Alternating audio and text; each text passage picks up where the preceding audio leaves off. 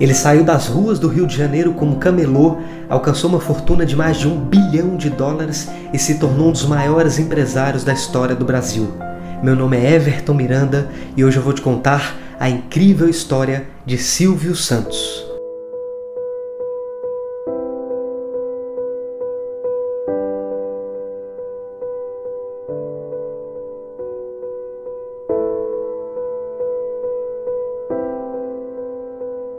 Silvio Santos nasceu no bairro da Lapa, no Rio de Janeiro, no dia 12 de dezembro de 1930, mas ele não nasceu com esse nome. Ele fez essa mudança muitos anos depois porque gostava do nome Silvio e, além disso, dizia que todo santo ajuda, por isso colocou vários no seu nome. Mas seu nome verdadeiro, aquele que está no RG, é Senhor Abravanel.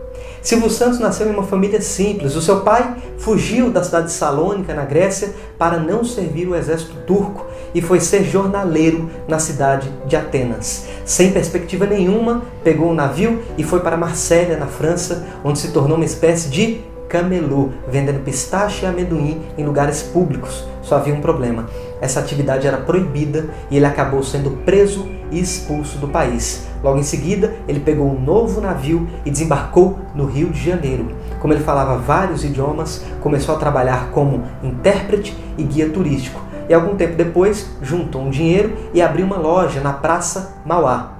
Anos depois, o pai de Silvio ficou completamente viciado em jogos de cassino e perdeu tudo. O que ele ganhava de dia na loja, ele perdia de noite no jogo. E é exatamente aí, nesse momento, que nasce a história de empreendedorismo de Silvio Santos. Ele ficou extremamente revoltado com aquilo que estava acontecendo com o pai e com apenas 14 anos largou um curso de contabilidade que estava fazendo para trabalhar e ganhar dinheiro. 2 meses depois, retornou, concluiu o curso, mas sem deixar a sua ambição para trás. Nesse momento, fica nítido, muito claro, a veia empreendedora que acompanhou Silvio Santos durante toda a sua trajetória. Digo que se o regime comunista amanhã me acordar dizendo assim: Silvio Santos, que virou comunista, virou? O que eu tenho que fazer? Plantar cana? Eu vou ser o melhor plantador de cana. Eu vou doutrinar e vou ser chefe do partido, não para ganhar dinheiro, nem pelo poder, pela satisfação de fazer o melhor de mim. Agora, eu digo também, se chegar um partido e disser agora é o partido não trabalhista, o que é isso? Não precisa trabalhar, só jogar buraco, ler, nadar, pescar, eu mudo de país. Embora ainda muito jovem, Silvio já era extremamente inteligente e visionário.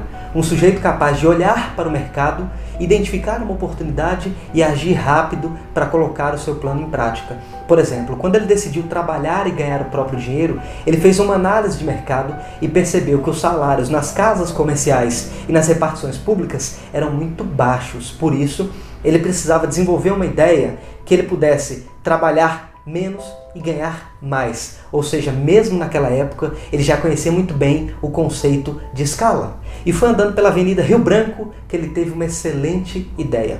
O Brasil estava na época das primeiras eleições após a queda de Getúlio Vargas. Getúlio havia sido deposto em 1945 e as eleições para presidente da República, buscando um sucessor para Getúlio, haviam sido marcadas para 1946. O Brasil não votava há 15 anos, por isso a população estava com uma euforia muito grande. E foi justamente por conta dessas eleições que Silvio Santos se tornou camelô. Sabe por quê? Em um depoimento ele disse o seguinte, que estava passando pela Avenida Rio Branco e viu um homem na rua gritando com uma capinha de título de eleitor na mão. E aquele homem vendia todos os produtos com muita facilidade. E aquilo impressionou o Silvio Santos. Ele olhou, esperou o homem vender toda a mercadoria e o seguiu para ver onde ele ia comprar. Então ele descobriu que aquele sujeito comprava aquela mercadoria em uma loja que vendia atacado. E ele ganhava mais de 50% de lucro com aquela venda. Silvio esperou o homem sair e comprou uma capinha por 2 cruzeiros. Ele foi para a avenida e rapidamente vendeu, dizendo que era a última. Então ele voltou na loja, comprou mais 2, guardou uma no bolso, levantou a outra e começou a gritar novamente que era a última. Vendeu rapidamente. Tirou a outra do bolso, gritou de novo que era a última e vendeu. Então ele foi na loja mais uma vez, comprou mais e mais. E foi assim que Silvio Santos se tornou camelô. Ele trabalhou muitos anos nessa profissão e faturou alto. Silvio vendeu capinhas para títulos de eleitor, caneta e chegou a faturar um valor equivalente a 3 salários mínimos por dia. Mas essa profissão não era tão fácil. Muitas vezes os fiscais pegavam todas as mercadorias daquelas pessoas que trabalhavam ali. E Silvio Santos diversas vezes discutia com esses fiscais. E um belo dia ele discutiu com um sujeito chamado Renato Maria Lima, que era diretor de fiscalização da prefeitura. Como o Silvio Santos ainda era adolescente, Renato queria levar Silvio para um juizado de menores. Mas conforme ele foi conversando com o jovem rapaz, ele percebeu que Silvio Santos era diferente. Havia algo de especial naquele garoto, então ele mudou de ideia. Ele pegou um cartão e pediu para que Silvio Santos procurasse um amigo dele na Rádio Guanabara. Silvio Santos foi. Quando ele chegou lá, por coincidência, estava acontecendo um concurso de locutores com mais de 300 inscritos. Dentre eles, um rapaz chamado Chico Anísio e um outro chamado José Vasconcelos. Silvio Santos venceu o concurso e logo em seguida foi contratado como locutor. Trabalhou 2 meses e depois abandonou o cargo e voltou a ser camelô porque descobriu que o salário era muito baixo. Tempos depois, com muita saudade do rádio, Silvio começou a trabalhar na Rádio Continental, que ficava em Niterói. Ele trabalhava das 22 até a meia-noite e sempre saía correndo para pegar a última barca que saía de Niterói em direção ao Rio de Janeiro.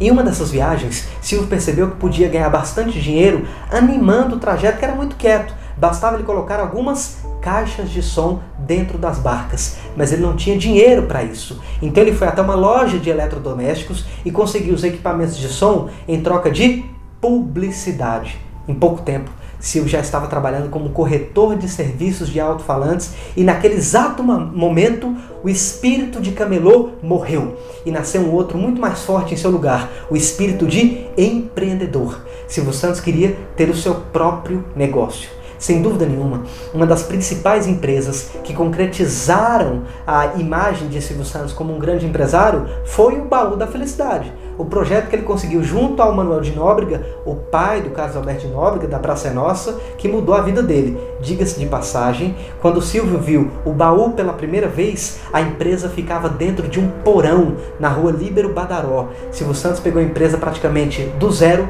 e transformou ela em uma das marcas mais conhecidas do Brasil. Depois de tudo isso, a entrada de Silvio Santos na televisão, apresentando o programa Vamos Brincar de Forca na TV Paulista no ano de 1961 e a luta de Silvio para conquistar o seu próprio canal de televisão, sem dúvida nenhuma, transformou a vida de Silvio Santos e mudou, fez com que ele pudesse mudar de patamar. Porque o homem brasileiro, desde o faxineiro até o presidente da República, nenhum deles sai de casa dizendo, hoje eu vou errar, hoje eu vou errar. Não, não. Todos saem de casa com a intenção de acertar. Fazem 10 coisas, erram 3 e os jornais e a televisão só encontram os 3 defeitos, não encontram as 7 qualidades. Qual é o ser humano que vai progredir se ele não recebe estímulo? Se ele só recebe cacetada da imprensa, cacetada da televisão.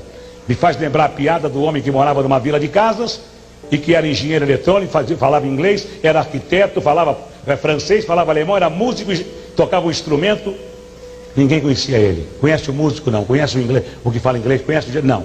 Conhece o careca? Ah, o careca! Ah, sim, o careca é da casa 23. Quer dizer, outras qualidades do careca, ninguém sabe quem é. E o dia que o governo não quiser mais do Silvio Santos como concessionário, chega perto de mim e fala, não quero mais, eu entrego. Eu não nasci dono de televisão. Eu fui dono de televisão porque os donos de televisão fecharam as portas para mim. E eu então, quando se fecha uma porta, Deus abre uma janela. Fui obrigado a ser dono de televisão, a comprar 50% de ações. Eu não nasci dono de televisão, nasci animador de programas. Continuaria sendo animador de programas se os homens não fossem tão vaidosos, tão poderosos. Sou um homem vaidoso pela minha condição de animador, mas não quero ser um homem poderoso. Não precisa ser poderoso. Sou poderoso com a minha consciência. Quem tem razão, forte ou fraco, vence sempre. O bem sempre vence o mal. O mal vence por alguns minutos, por algum tempo, mas o bem sempre vence o mal. e não teríamos razão para viver.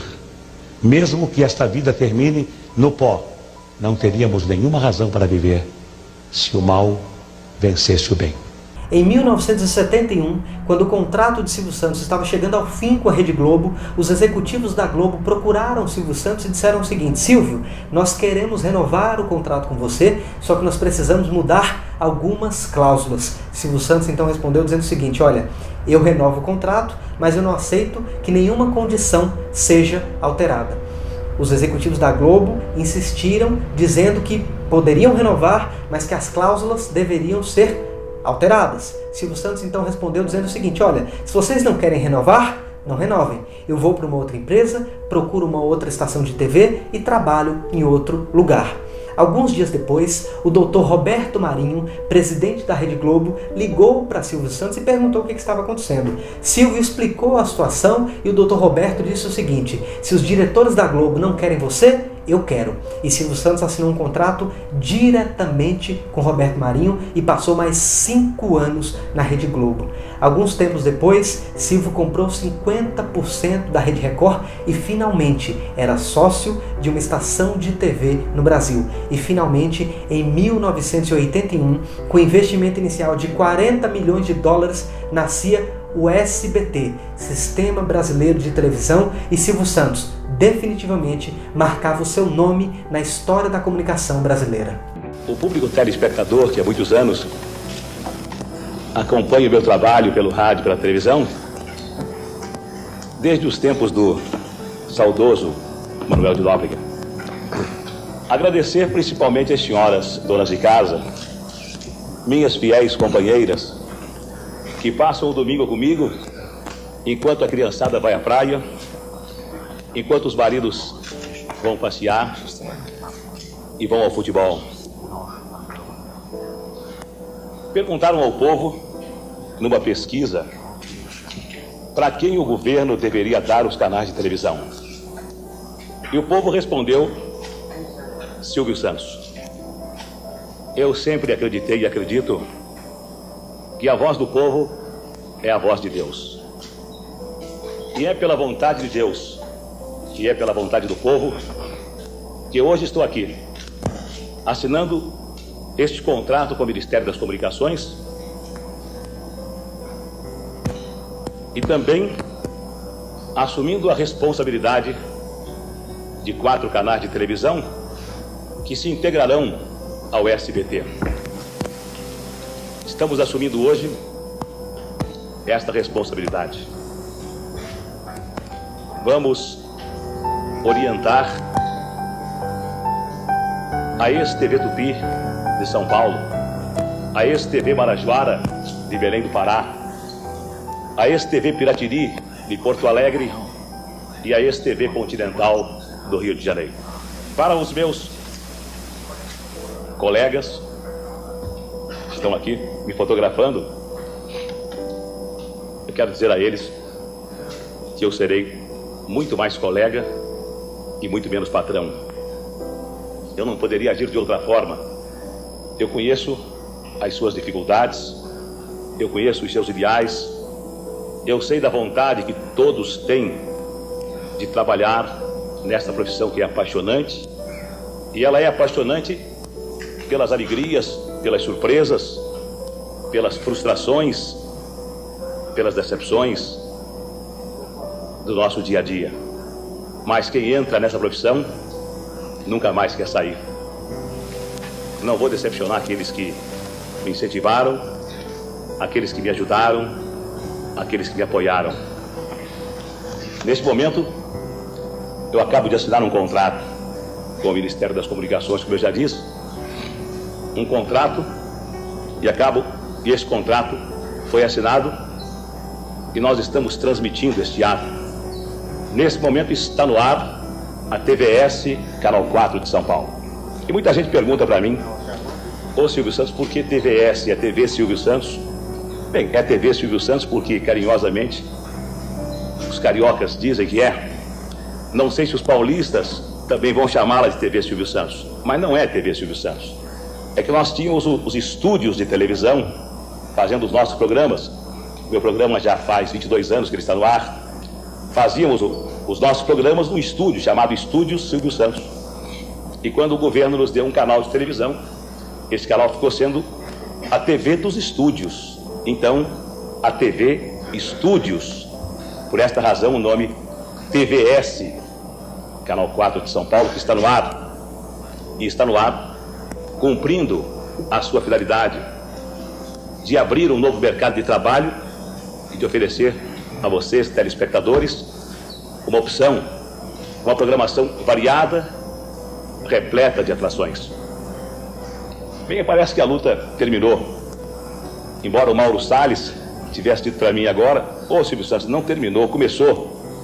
É possível que tenha terminado, é possível que vá começar, mas eu peço a Deus que me dê saúde, eu peço a Deus que me ilumine, que me ajude, e peço a Deus também que abençoe o nosso país e que abençoe este povo admirável, este povo carinhoso que nele vive. A todos vocês, muito obrigado.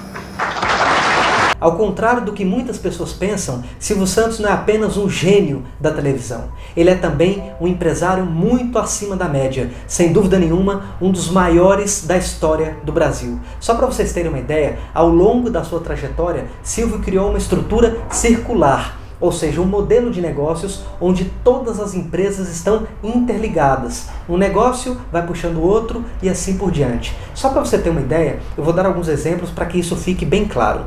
Para aproveitar melhor o espaço publicitário dos seus programas de televisão, que naquela época só tinha o Baú da Felicidade como anunciante, Silvio Santos criou uma empresa chamada Silvio Santos Publicidade Limitada. Para aproveitar melhor o Baú da Felicidade, ele começou a sortear casas e criou uma construtora chamada Cisan. Logo em seguida, ele teve a ideia de vender produtos a crédito e criou uma empresa chamada Baú Financeira. Depois, ele começou a sortear carros e criou uma concessionária chamada Vimave. Depois, ele teve tanto dinheiro que comprou um banco, o Banco Pan-Americano, que foi vendido em 2011 por 450 milhões de reais para o BTG Pactual. Você percebe como dentro dessa estrutura, todas as empresas, uma consome da outra? Então esse tipo de modelo de negócio deixa muito claro a visão e a capacidade empreendedora de Silvio Santos. Que não deve preocupar quem quer se meter em qualquer tipo de negócio é não se preocupar com os elogios ou com as críticas. Se você vai entrar em qualquer mercado, não importa que esse mercado tenha um líder e que você nunca possa se aproximar do líder, se você não sonhar alto, se você administrar bem a sua empresa com os pés no chão, não se preocupando nem com o primeiro colocado, nem com o segundo, nem com o último colocado, se você fizer aquilo que a sua intuição manda e usar bom senso, deixando de lado a vaidade, você tem todas as possibilidades de conseguir o seu objetivo. Não tenha dúvida.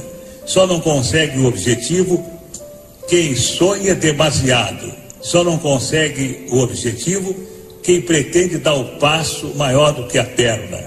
Só não consegue o objetivo quem acredita que as coisas são fáceis. Todas as coisas são difíceis. Todas as coisas têm que ser lutadas. E quando você consegue uma coisa fácil, desconfie, porque ela não é tão fácil quanto parece. Continue trabalhando, continue apostando na sua intuição, continue com os pés no chão e não se importe com o que a sua esposa fala, com o que os seus filhos falam, com o que os seus amigos falam. Se importe com aquilo que você vive o seu dia a dia. Pelo menos foi assim que eu consegui, de camelô a ser banqueiro.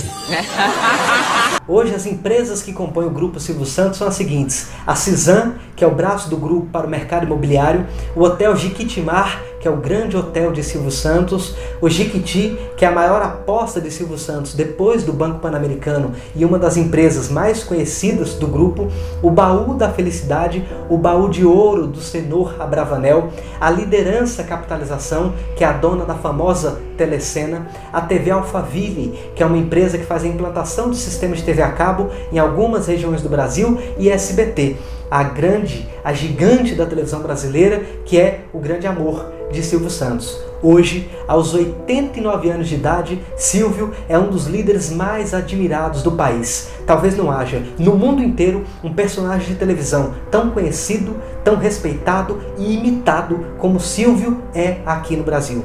Mas nós não podemos esquecer do empreendedor, que vai muito além desse personagem de televisão. O homem que saiu do nada, numa esquina do Rio de Janeiro, vendendo canetas e se tornou um dos homens mais importantes da história do Brasil. Eu gostaria de encerrar esse vídeo com uma mensagem de Silvio Santos falando sobre um dos principais ingredientes do empreendedorismo, uma palavra mágica chamada atitude. Se você gostar desse vídeo, não se esqueça de se inscrever no nosso canal do YouTube. Um grande abraço e até a próxima.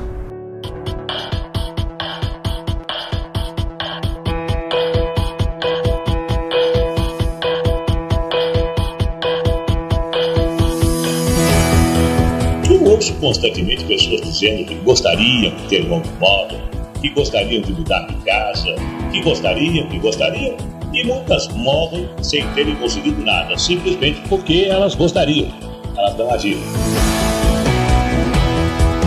Se nós ficarmos confortavelmente sentados em nossas poltronas, apenas criticando e nos lamentando da situação, sem tomarmos nenhuma atitude e esperando que alguém resolva todos os nossos problemas, nós vamos ficar rodando em círculos e com certeza nada vai melhorar.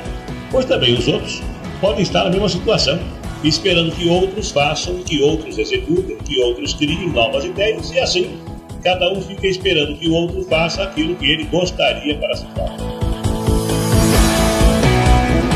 Seria muito cômodo para mim agir assim. Afinal, eu me considero um homem realizado integralmente, um homem até vitorioso, tanto profissionalmente quanto pessoalmente. Eu trabalhei bastante e fui obtendo, com a graça de Deus e com a colaboração de pessoas competentes, muito sucesso em minha vida. Claro que não foi fácil, podem ter certeza disso. Várias vezes eu precisei deixar de desfrutar o convívio com a minha família, pois estava envolvido em projetos que dependiam da minha participação ativa e constante. Podem acreditar que não foi fácil. É quase uma vida de luta.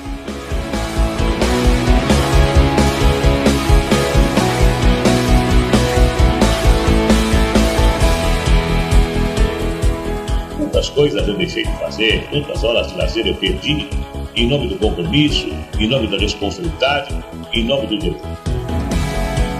E valeu a pena, sabe? Eu não tive medo de correr riscos. Isso hoje me dá muita autoconfiança, porque a experiência da minha vida me mostrou que é possível fazer qualquer coisa desde que nós estejamos dispostos a trabalhar. E porque eu também quero utilizar tudo aquilo que eu sei e partir para a ação. Eu quero começar a agir, eu quero fazer a minha parte. Saber é muito bom, mas agir, acreditem, é muito mais importante.